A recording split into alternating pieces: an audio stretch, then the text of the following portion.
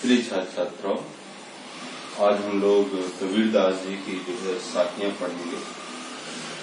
अभी हम लोग 2 साखियां पढ़ चुके हैं, तीसरी साखी पढ़ते हैं। दीपक दिया तेल भरी, बाती दई अघट, अब पूरा किया बिसाहुड़ा, बहुर नावो हट। कबीरदास जी यहाँ पर क्या कह रहे हैं कि दीपक दिया, इन्होंने दीपक की जो तुलना की है वो शरीर से की है, और तेल भरी, और जो तेल भरने की जो तुलना की है वो ज्ञान से की है। बाती दई अघट, और बाती जो अघट मतलब जो जलाने की जो है बात की है वो निरंतर चिंतन करने से की है। तो हम लोग इसके अर्थ को समझते हैं कि दीपक दिया तेल भरी। कबीरदास जी कहते हैं कि मैंने इस शरीर रूपी दीपक में जो है ज्ञान रूपी तेल क्या कर दिया है, भर दिया है। और निरंतर बाती दई अघट, और निरंतर ईश्वर को स्मरण करते रहने वाली बत्ती को क्या कर दिया है, जला दिया है। पूरा किया बिसाहुड़ा, बहुर नावो हट। और कहते हैं कि पूरा किया बिसाहुड़ा, कि मैंने इस संसार में जन्म मरण के चक्र को क्या कर लिया है, पूरा कर लिया है। बहुर नावो हट, अब मुझे पुनः इस संसार में आने की आवश्यकता नहीं है। मतलब मेरा जो इस संसार में जितना भी कार्य था वो जो मेरा पूर्ण हो चुका है। पुनः हम लोग समझेंगे, दीपक दिया तेल भरी, बाती दई अघट।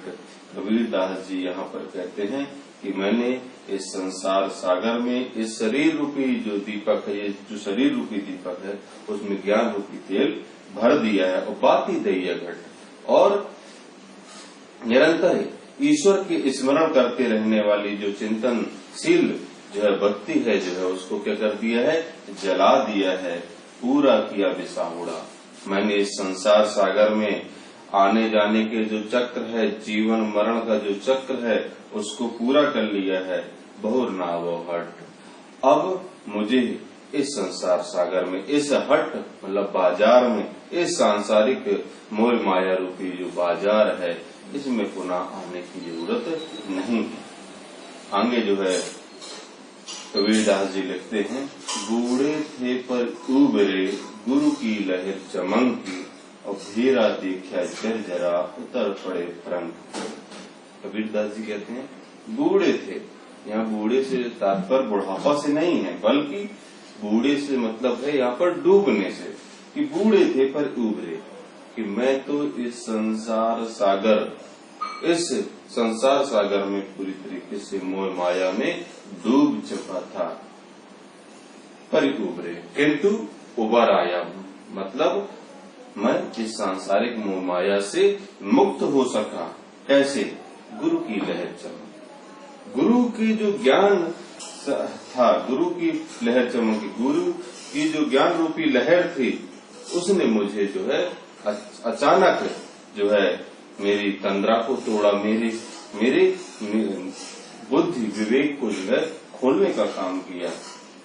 भेरा देखा जरा उतर पड़े, और जो भेरा है, भेरा से तात्पर्य यहाँ पर नाव से है, कि भेरा देखा जरा, जब मैंने इस सांसारिक मोह माया रूपी संसार सागर में को पार करने वाली जो मोह माया से युक्त जो आपकी नाव है उसकी जो जर्जर अवस्था को देखा, उसकी यथार्थ को जाना, उसके सत्य को जाना, तो उतर पड़े फरंग। तो मैं तुरंत ही उस सांसारिक मोह माया से युक्त जो नाव थी उससे मुक्त हो गया, उससे अलग हो गया, उससे पृथक हो गया, उससे उतर पड़ा। इसके दोनों अर्थों को हम लोग समझते हैं, बूढ़े थे पर उबरे। एक जो स्पष्ट सीधी सीधा जो अर्थ है कि मैं इस संसार में पूरी तरीके से डूबा जा रहा था, इस संसार सागर में पूरी तरीके से डूबा जा रहा था, किंतु मैं उससे मुक्त हो सका। क्यों हो सका? कि गुरु की लहर चमकी। गुरु की ज्ञान रूपी जो लहर थी उसने मुझे क्या कर दिया, अपनी लहर से पृथक मतलब डूबने से मुझे बचा लिया। भेरा देखा जर्जरा, और जब मैंने सांसारिक मोह माया से युक्त जो भेरा था, जो नाव थी, उसकी जिस जर्जर अवस्था को देखा, उतर पड़े फरंगी। मैं तुरंत ही उससे अलग हो गया, पृथक हो गया, उससे उतर पड़ा। चिंता तो हरि नाम की और न चिंता दास। अगली जो साखी है, चिंता तो हरि नाम की और न चिंता दास, जे कछु चितवे राम बिन सोई काल के पास। कबीर दास जी यहाँ पर क्या कहते हैं कि चिंता तो हरि नाम की। मुझे इस संसार में यदि किसी चीज की चिंता है, किसी चीज की फिक्र है, तो केवल और केवल हरि नाम की, मतलब ईश्वर को स्मरण करते रहने की चिंता मात्र है, और न चिंता दास। और इस दास को अन्य कोई चिंता नहीं है। जी कछु चितवे राम बिन, इस संसार सागर में जो कोई भी मनुष्य राम के अलावा चिंतन करता है। अब यहाँ पर एक चीज समझना होगा, यहाँ पर जो कबीर के राम हैं वो दशरथ पुत्र राम नहीं है, बल्कि कबीर के राम हैं निर्गुण निराकार ब्रह्म की उपासना के राम। वो निराकार ब्रह्म की उपासना करते हैं। वो कभी भी उनकी पूरी की पूरी साखियों में दशरथ के पुत्र का जिक्र नहीं आया है।